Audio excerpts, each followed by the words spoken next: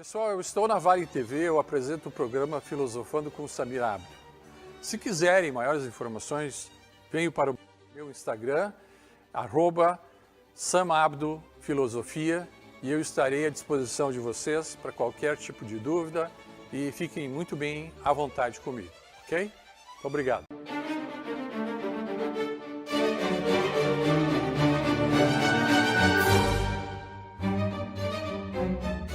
Olá, seja muito bem-vindo ao programa Filosofando com Samir. Saúdo a todos fazendo o sinal do Fi, que é o sinal da filosofia, e nós vamos ao programa 3, falando sobre Aristóteles. Dessa vez nós vamos falar de Aristóteles, o político. Mas antes disso, nós vamos agradecer os nossos patrocinadores que estão nos ajudando a manter esse programa cultural e comunitário, né? Filosófico. Agradecer a EDS Contabilidade, holding empresarial ou familiar. A EDS tem a solução e a proteção do seu patrimônio. Atendemos todo o estado com profissionalismo. Gold Bag, sacolas ecológicas feitas em TNT, que substituem até 500 sacolas plásticas. Serve e pense na sustentabilidade. Gold Bag é o caminho certo. E também Rescar. Rescar Veículos, com quase 2 décadas no mercado, oferece segurança e as melhores condições com financiamento próprio e direto, com a loja em Estância Velha. Muito obrigado aos nossos colaboradores que mantêm, então, o programa no ar. Vamos, então, hoje falar sobre o Aristóteles político. O Aristóteles afirma, então, que o homem é, por natureza, um animal político. Por que ele diz isso? Porque ele é um animal social que necessita viver em sociedade para que o convívio seja engrandecedor e, de uma forma razoável, todos cresçam juntos. Pois bem, lembre-se da morte induzida de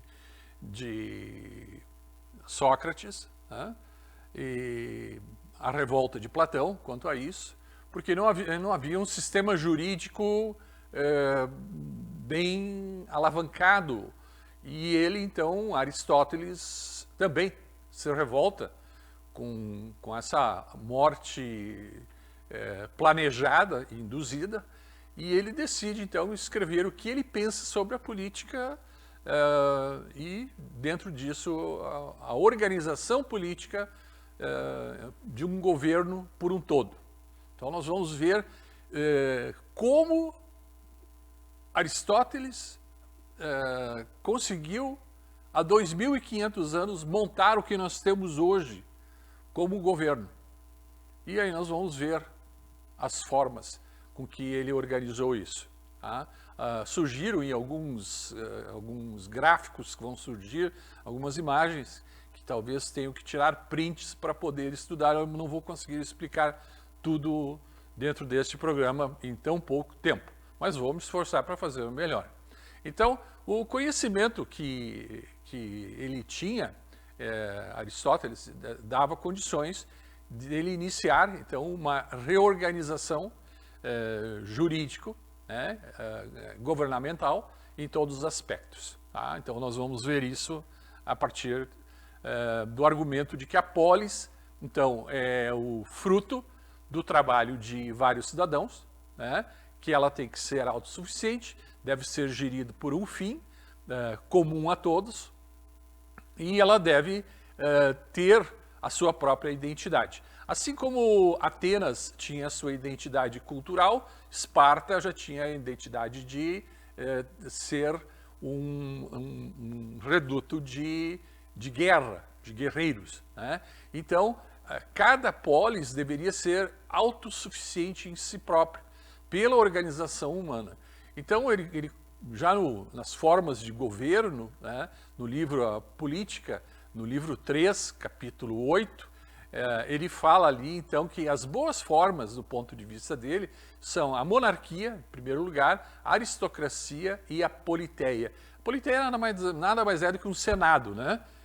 Formado por uma constituição de pessoas inteligentes.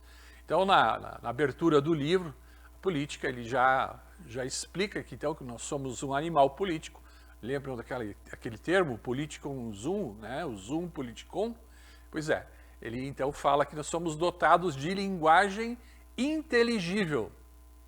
Não que os outros animais não tenham linguagem, né? Mas é inteligível entre si a nível construtivo. Então, ele trabalha em cima da liberdade, a igualdade, a segurança e a propriedade. Neste momento, a propriedade faz parte do cidadão e da sua prole, né? Que antigamente não tinha, tudo pertencia ao Estado, né? Então, os três pilares, principalmente da cidadania democrática, no pensamento crítico dele, era justamente a capacidade imaginativa que se tinha da etimologia, né, chamado de civitas em latim, que vinha da cidade, e a polis, que era grega. Tá? Então, a civitas era mais organizada do que a polis, apesar de não ser tão instruída quanto Atenas era. Atenas era um reduto autossuficiente dentro de uma Grécia subdividida em autossuficiência em várias diferentes polis, né? Então, o que ele fez? Ele escreveu basicamente uma constituição, né, em que ele,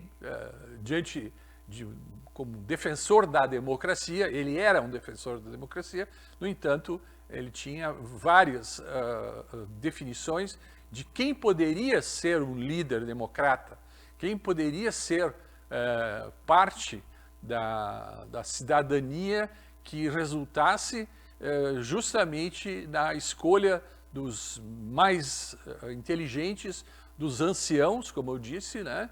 Que tirasse fora os estrangeiros, porque os estrangeiros não poderiam fazer parte, nem tampouco os escravos, porque o fato de simplesmente ser domiciliado em Atenas não davam a eles a categoria de cidadão. E isso incluía o próprio Aristóteles. Tá? Então a polis faz parte de um processo natural do homem como um animal político, e a política é a melhor maneira que ele encontrou fazer uma reforma política estatutária há 2.500 anos atrás, né, para os filhos da polis, os cidadãos. Então aqui nós temos uma imagem onde ele coloca ali, então, por exemplo, o tipo de boa governança é a monarquia, que é regido por um, né? E a má governança é também governada por um, que é a tirania. Aí, governado por poucos, que é bom, a aristocracia. E o que é ruim é a oligarquia. Aí, por muitos, que é positivo, nós temos a politeia, que é um governo constitucional. E, olhem bem, aqui ele coloca como uma forma ruim de administração a democracia. Qual é a diferença da politeia para a democracia tradicional? Porque a democracia tradicional era de pai para filho. E eles, aqueles que eram os governantes, ao morrerem ou se aposentarem, deixavam o filho como descendente, mas não intelectualmente aptos ou a forma adequada. Então, para eles, a forma corrompida era a tirania, a oligarquia e a democracia. No entanto, a monarquia seria a parte do governante, né, com interesse público, certo? E, ao contrário dele, então, o tirano seria aquele que se aproveitaria para si próprio. A aristocracia seria o governo de excelência, com o melhor do que tem em termos públicos, e a oligarquia seria o contrário, a forma pior existente. A politeia, formada por cidadãos nascidos na cidade, não corrompidos, seriam os administradores de melhor qualidade e estariam no pico. E, ao contrário disso, a democracia seria visando simplesmente o interesse público de pessoas que já eram manipuladas. Já vinham famílias manipuladas, talvez por centenas, dezenas de anos, né? E o grande exemplo disso foi a morte de Sócrates, aquele tribunal de 501 almas lá que julgaram 280 a favor e 240 foram contra a morte de Sócrates, os 281 ganharam, né? Daí ele tem uma separação já política. Esse é um dos gráficos importantes que dá para ver, onde ele coloca justamente os três fatores, né, de independência de cada um, e em termos positivos e em termos negativos, né? Eu aconselho que vocês façam um print dessa imagem, não sei necessariamente como fariam isso, né? Mas vão ver ali que tem uma justificativa. Isso tudo consta do livro, do próprio livro. E, como eu disse, eu não tenho condições, mas ele vai tratar do legislativo, do executivo e do judiciário. Veja que ele já entrou em todos os âmbitos, todas as partes interessantes. Então, na Assembleia Popular, a elaboração de leis, que é o legislativo de hoje, a magistratura administrativa, né, que escolhe pessoas aptas e competentes para administrar, que é o executivo de hoje, a magistratura jurídica, que é um conselho de anciãos mais experientes, né? Claro que não existia uma formação política ou uma formação, vamos dizer assim, licenciada para cada um desses graus. Então, o próprio Aristóteles via, então, uma aristocracia como uma forma ideal, desde que os governantes fossem virtuosos e governassem em benefício da sociedade. E a democracia era vista como algo ruim, porque normalmente era feita uma administração particular para os interesses de cada um. Coisas que nós temos até hoje, né? E esse filósofo, justamente, deu a entender que essa democracia não interessa, né? E, infelizmente, essa democracia, ela vive até no nosso meio, nos dias de hoje, né? Então, a relação do homem com o meio selvagem fez com que fizesse a diferenciação do ser humano ser comunicativo, né? E daí nós temos as dimensões da ação humana conforme Aristóteles. Trata-se da teoria, que é a atividade contemplativa, que não modifica o mundo a seu princípio. A poiesis, que é a técnica, a atividade da prática do efeito no mundo organizacional. A praxis, que é uma mistura de teoria e poiesis, né? Ou teoria e poiesis juntos, é a praxis, que está, em outras maneiras, ligadas ao zoom politikon.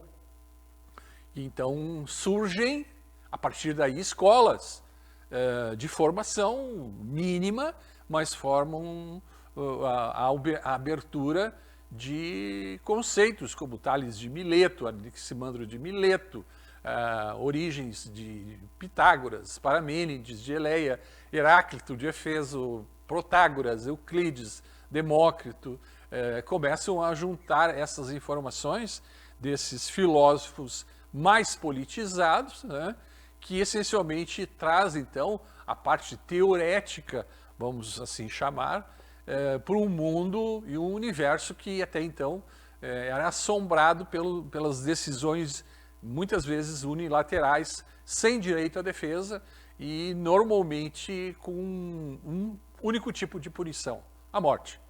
Não existia prisão perpétua e não existia outra alternativa. Então, ao contrário do que Platão dizia, Aristóteles defendia que a origem das ideias é pela observação dos objetos e das análises sensíveis das pessoas que são inteligíveis.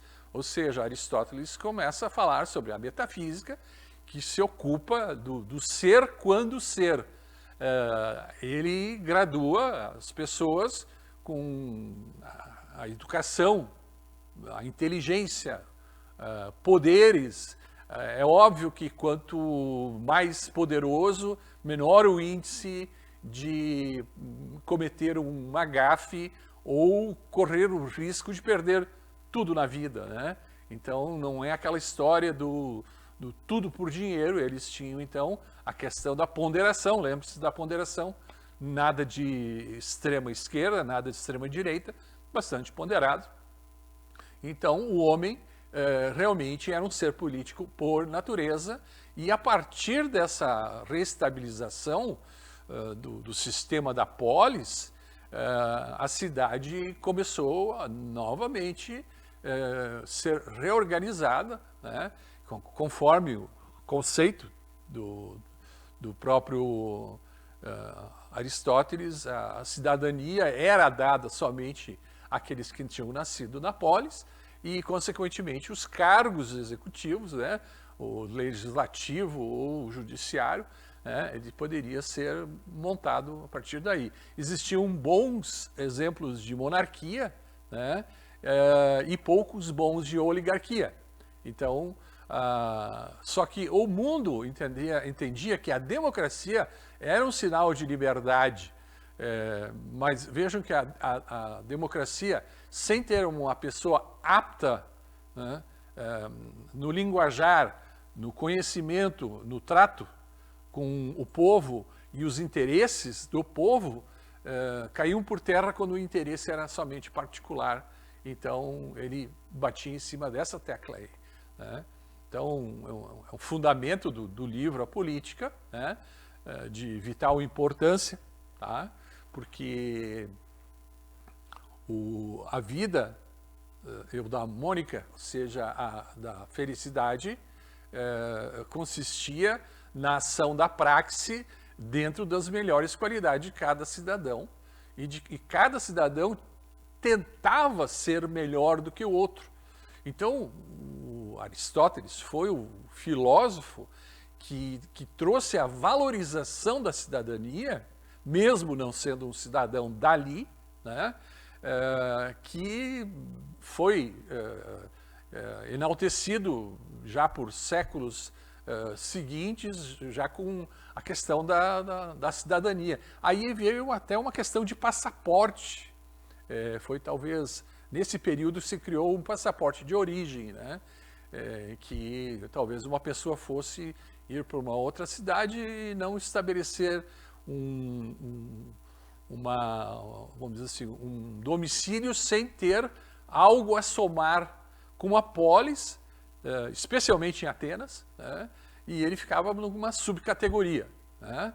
Então, ele, como um poder despótico, né, sobre a comunidade, ele já tinha condições de trazer uma subclasse, mesmo que rica, mesmo que com uma certa categoria de conhecimento, e segundo os próprios livros dele, poderiam ser pessoas que pudessem se juntar aos ricos, né, e não aos pobres necessariamente. Então, os pobres não interessavam que viessem para Atenas. Se fosse pobre e vinha para Atenas, já virava escravo, de alguma forma, né? Ou escravo contratado, ou escravo por voluntarismo, né, para poder ficar em Atenas, né? Então, ser cidadão era o máximo, né, de Atenas. Não vamos falar da Grécia como um todo, tá? Nós vamos falar sobre locais específicos, né?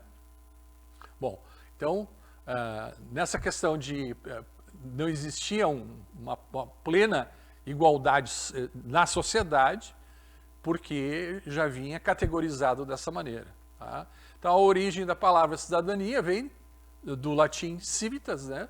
E eles obtiveram, através de muitas informações latinas ou romanas, né, que considerava o grego sendo grego, mas não ateniense, tá?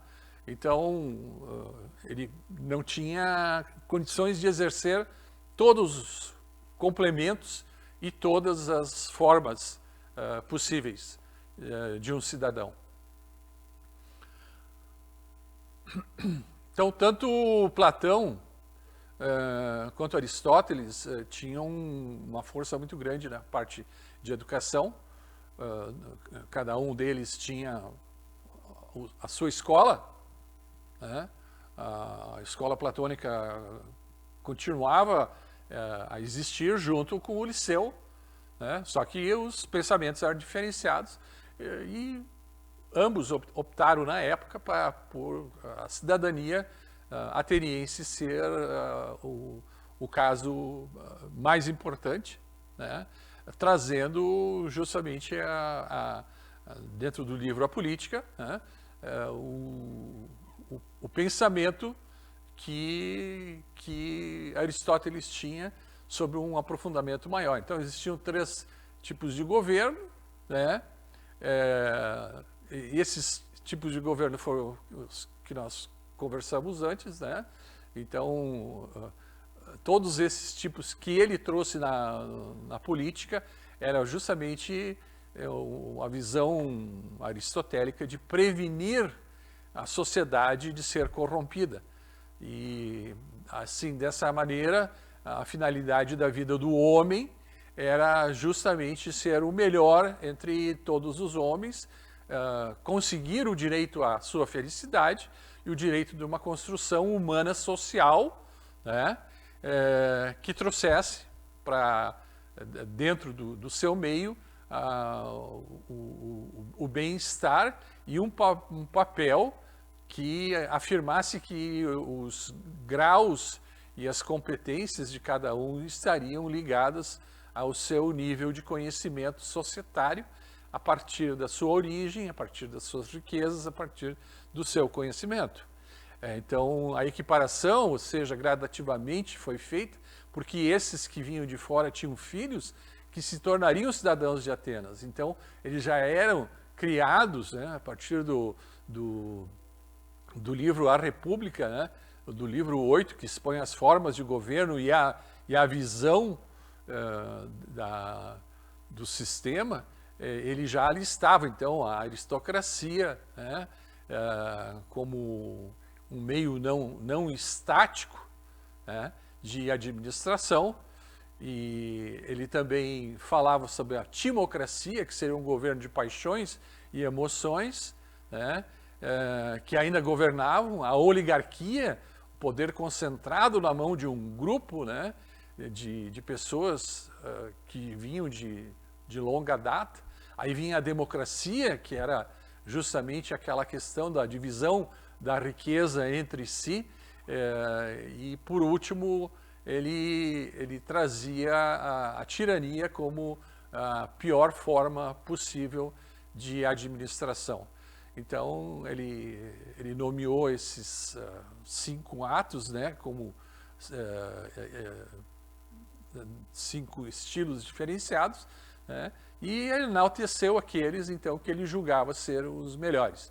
Não que fosse realmente o escolhido para a época, né, mas que formou vários outros países a partir da Constituição grega aristotélica, né?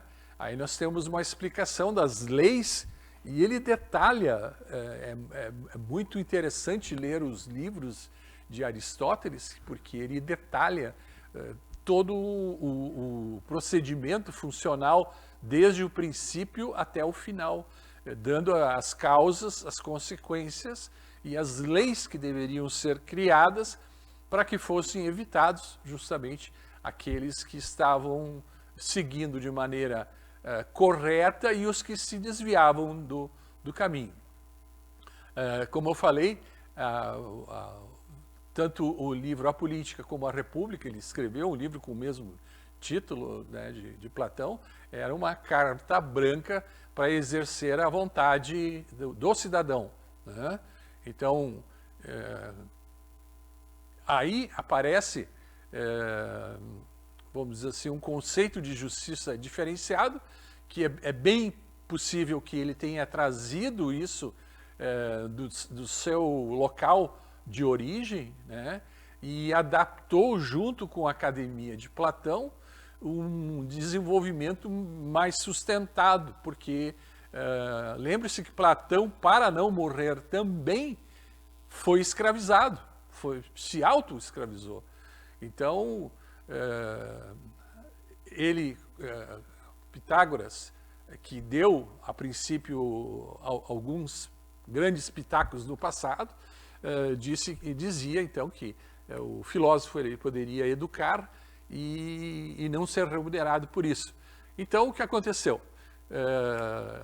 Justamente, ele teve um pupilo chamado Alexandre Magno, ou Alexandre o Grande, que seria o futuro rei da Macedônia, filho do rei Filipe II, que foi um célebre conquistador, né?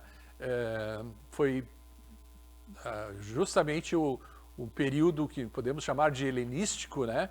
Porque ele trouxe à tona uma cultura pura, uma noção cosmopolita de como o mundo deveria ser regido, e ele tinha como fundamento justamente todos os ensinamentos da própria academia do Liceu, que valorizava não somente as ideias socráticas e platônicas, né, mas defendia, por exemplo, o monismo, que o mundo sensível e inteligível deveria seguir regras que fossem comuns a todos e fossem perfeitas, assim como é tratado no livro de Ética a Nicômaco, que nós já conversamos, onde o homem é um animal político e só existe dentro da política porque ele tem que defender o seu meio, e aí ele tem o direito à propriedade. A partir disso, nós temos uma atividade que o homem realiza em suas plenas e perfeitas aptidões, que é justamente de exercer a prática das suas virtudes quanto às teorias que podem causar um equilíbrio moderado entre todos os extremos, né, da prudência, né, educando justamente no dia a dia, que faltaria, vamos dizer assim, uma correção externa que era natural contra os vícios. Lembre-se que os vícios eram os ruins e as virtudes foram, então, a parte boa, foram divididas em duas partes. As dianoéticas, que são as virtudes teóricas, a ciência da sabedoria, né? A prudência, que significa a moderação, né? Moderação não significa nem chegar antes do tempo e nem depois, nem chegar atrasado, é chegar na hora. Esse era o ponto dele. A questão de ética, né, como virtude prática, né, que é justamente a identidade social, que tem um caráter bastante grande no indivíduo, né, onde o indivíduo ele é dotado de uma época de temperança, coragem, generosidade e justiça, que nós já também cobrimos essa parte. Né? E quanto à parte do equilibrado, ele é moderado por um meio termo, promovendo, então, uma virtude ética, cidadã, né? Acima de tudo, uma conscientização de realizar plenamente as aptidões, mas, vejam, de novo, apenas para o homem grego, ateniense, rico, que possui escravos e que não precise trabalhar. Aqui nós temos mais um gráfico que ele põe assim a questão de a paixão versus a virtude. Eu vou falar dos dois extremos ali, né? O prazer versus a temperança, né? Então, a paixão é o que é errado, o excesso e a falta, né? Julgo que deveriam, aqueles que têm interesse, que procurem, é bastante vasto. Nós não temos condições de tratar de todos esses assuntos, mas podem ver ali, né, que o medo é o oposto da coragem, né, que a cólera ela é A cólera, no caso, a raiva é diferente da gentileza, né? E assim por diante. Eu aconselho que vocês peguem esse gráfico ou façam um print da tela ou procurem em versões. Aí ele entra na questão da justiça, tá? Ele entra na justiça natural, o physikon dikaion, que é a justiça por natureza, tá? Ou seja, as leis naturais devem ser cumpridas como foi escrito. Aí ele tem também uma questão de hegemonia sobre a tendência do povo seguir sempre com a mão direita, lembre-se da mão direita, né? Por isso, levanta a mão direita para prestar um juramento, ou se vai apoiar, levante a mão direita. Então a questão da mão direita é muito interessante, que foi justamente Aristóteles que criou a função da mão direita para ser o caminho, né, do desenvolvimento do ser humano diante da justiça. E nós temos a justiça convencional, que é o nome de Caion, tá? Que é chamada justiça positiva. Essa é justamente aquela que é para dirimir os fatos de covardia ou mesmo aqueles que foram mal julgados. Então, existem regras que ele criou, né? Tudo isso, então, dentro da justiça distributiva. Tá? Depois, ele fala que a justiça deve ser, como os exemplos, né, das administrações, tipo a oligarquia, né, da aristocracia, da democracia, né? Aí, novamente, ele correlaciona os tipos de distribuição plausíveis entre o mérito de cada um para calcular o seu mérito ou desmérito, né? A pessoa poderia estar indo em desencontro ao que a polis, então, queria, né? Por isso, a categorização da parte de justiça, né? E indo um pouquinho adiante aqui, nós vamos falar da justiça comutativa, que ela é bilateral e recíproca, né? Também muito bem justificada por Aristóteles, né? Indo um pouquinho além, porque eu hoje estou com bastante informação para passar para vocês, né? Vejam que ele então julga aqui uma Assembleia Popular através de magistratura, com cargos públicos, eleitos, todos eles eleitos, né, por capacidade, assim como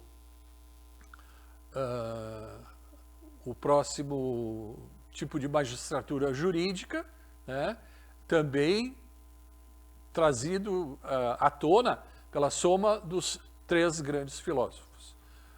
Eu espero que todos tenham gostado dessa síntese e complexa forma com que ele criou toda essa formulação de um país, né, sem pertencer ao grupo dos que mandam. Ele trouxe a fórmula de fora. Eu espero que fiquem todos bem, que tenham gostado do programa de hoje. Eu me despeço, desejo uma ótima semana, um ótimo dia para todos e faço o sinal do fim, me despedindo e esperando a sua presença no próximo e último capítulo sobre Aristóteles.